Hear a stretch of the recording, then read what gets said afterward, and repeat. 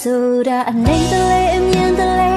အကွေးကောက်တွေ့တကယ်ကိုများတယ်ကြံစီတိုင်းဖြစ်မလာတဲ့ခါမင်းစိတ်မပြတ်ပါနဲ့လူဆိုတာလေ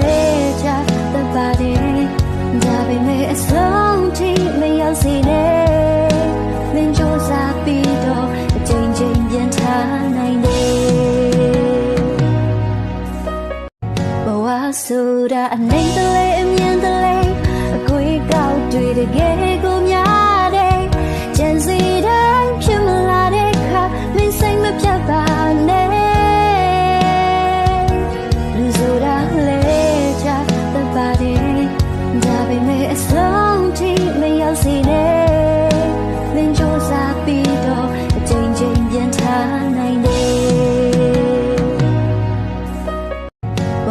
ဆိုတာအနေတလေအမြင်တလေအကွေးကောက်တွေ့တကယ်ကိုများ